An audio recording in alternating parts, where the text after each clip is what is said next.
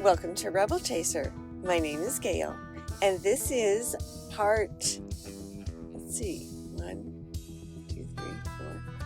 5 of the daycare worker on trial in Judge Wolf's court, Sarah Fuson. And this is the verdict. I'm just going to let you guys watch. Please be seated. All right, I'm advised that the jury has reached a verdict. So I'm going to bring the jury in. I would just simply, this is a case that has had a lot of emotion in it. And I just want to caution everyone that the jury is I'm going to go over their verdict with them, find out what they've decided.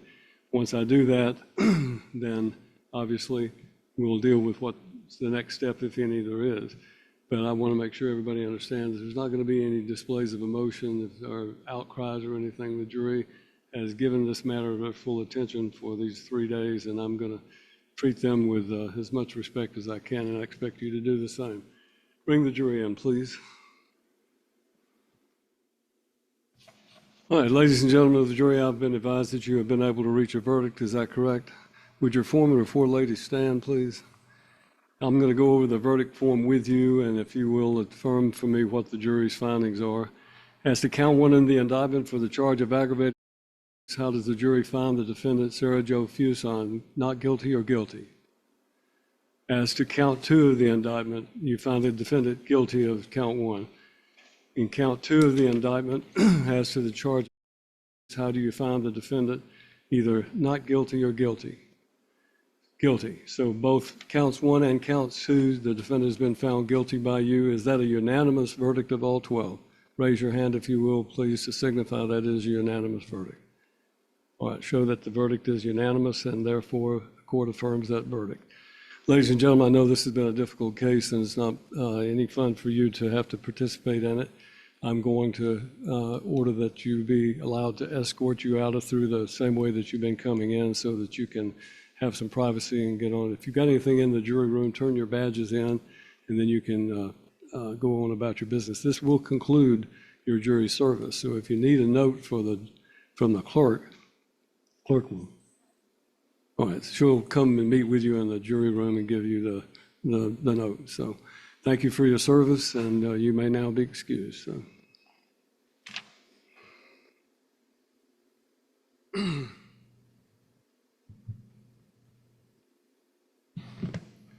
All right, the next step will be to set a sentencing hearing. We'll order a pre-sentence report, and then we'll need to set the sentencing hearing date. Usually that's conducted within 45 days. We can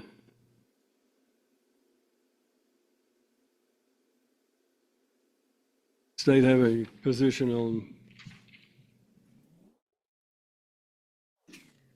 Need to check how quickly we can get it done. I'm in Cheatham County in the month of November, so that would be when we normally would do that.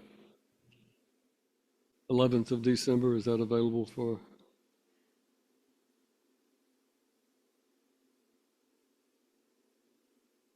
Let's do it at 9 o'clock on the 11th of December here in this courtroom. So.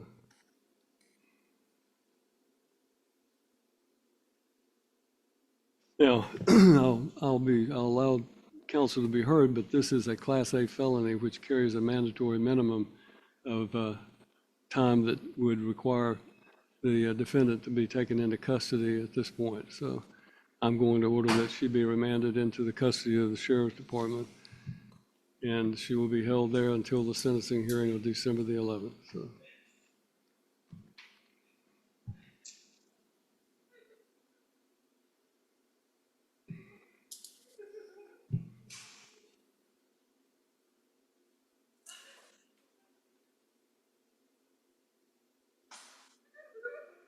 All right, this court is adjourned.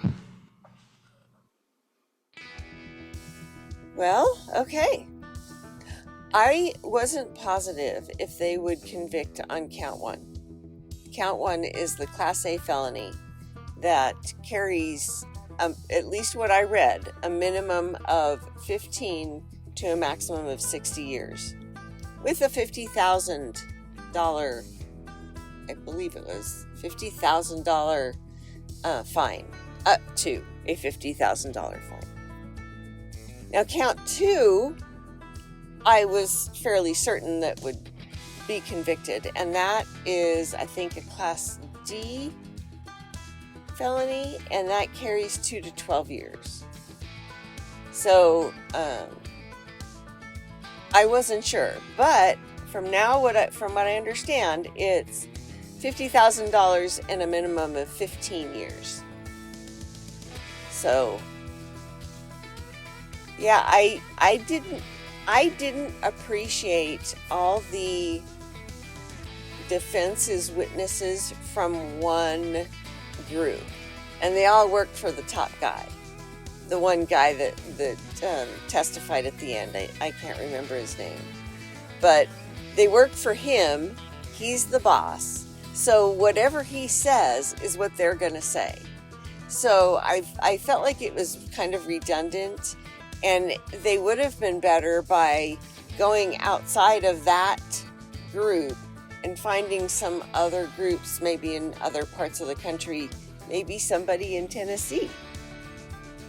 I don't know, that's just what I thought. But I thought the prosecution did a really good job. There were some questions that I would have wanted answered, and I would have asked those questions if I had been on the jury, but I really like the idea of the jurors being able to ask questions. I think that's a really good thing. So anyway, we'll see what her sentence is. I will watch on what they said, December 11th. So at 9 a.m. I'll be watching that one. I'll get it for you so you guys will know. Thank you so much for watching this series. I really appreciate all of you for sticking with it, and I'll see you another time.